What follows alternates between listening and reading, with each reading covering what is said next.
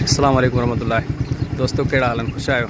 अॼु पंहिंजे वॾड़नि जे ॻोठ मियां मोहम्मद इसाक़ खुहारो में वञण जी तयारीअ में आहियां ऐं हिन पंहिंजी बाइक ते तयारु आहियां इंशाअल्लाह ताला। जी हा दोस्तो, त मां हिते पंहिंजे वॾड़नि जे ॻोठ जंहिंखे ईअं खणी चइजे पंहिंजे आबा वजदाद जे ॻोठ में पहुची वियो आहियां, ॻोठ मियां मोहम्मद इसाक़ खुहारो में।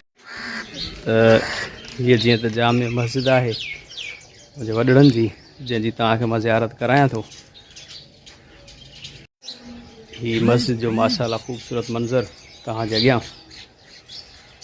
जेका मुंहिंजनि वॾड़नि जी तामीर करायल आहे।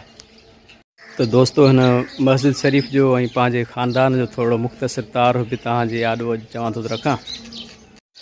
माशाअल्लाह सां ही मस्जिद शरीफ़ जो ॿाहिरियों मंज़र जेको आहे उहो तव्हांजे साम्हूं। जी हा दोस्तो, ही मस्जिद शरीफ़ जो अंदरियों मंज़र आहे जेको तव्हांजे बिल्कुलु साम्हूं आहे ऐं वाज़े नज़र अची रही आहे। तमामु हिकिड़ी ख़ूबसूरत जामे मस्जिद।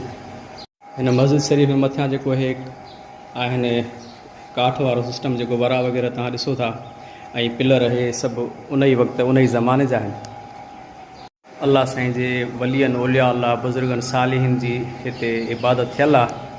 जी हा, त दोस्तो मिड़ई कुझु थोरो मुख़्तसिर मां जो तारुफ़ बि करायां दोस्तनि खे। जामे मस्जिद ॾेखारिया न, हाणे हीअ आहे असांजे वॾड़नि जो क़ब्रिस्तान, जेको तमामु वॾी एराज़ीअ ते मुश्तमिल आहे।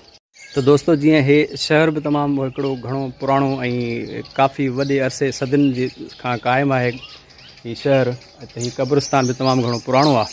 हिते असांजा वॾड़ा सभु असांजे ख़ानदान जे लिहाज़ खां जेको शुजरो आहे उहो असां वटि महफ़ूज़ आहे ऐं उन में इन्हनि ॻाल्हियुनि जो तज़किरो थिए थो। त असुल में ॾाॾे साईं जो हिकिड़ो शेर में आहे, त मुख़्तसिर शेर मां तव्हांखे ॿुधाईंदो हलां। ॾाॾो साईं फरमाए थो त असुल अरब जा हा वॾा के वरी से मुल्तान अंदरि रहिया हा फिरी, तवक्कल जा साहब वॾा हा फ़क़ीर थिया गौस जे शहर में जाएगीर, मियां मीर नाले तनी मां हुयो सो मुल्तान अंदरि हो साकिन थियो, संदसि पुटु नाले सदरदीन हो जो उल्फ़त इलाहीअ में बेचैन हो, करामत जो साहब ऐं मशहूर हो, अवामन ख़वासन में मंज़ूर हो, करामत पसी केतिरा थिया मुरीद, बिना ज़र जे कई कयाई ख़रीद, सॼे ख़ल्क़ तंहिंखे पई मियां सधू, सिंधी ॿोलीअ में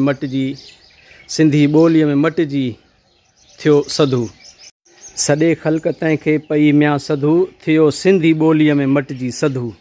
असांजो ॾाॾो साईं सदन सवाई रहमतुल्लाह अलैह बि हिन ई क़ब्रिस्तान में आहिनि रखियल। जीअं त मुंहिंजो नानो साईं सिबगतुल्लाह रहमतुल्लाह अलैह, उनजो वालिद साहब हाफ़िज़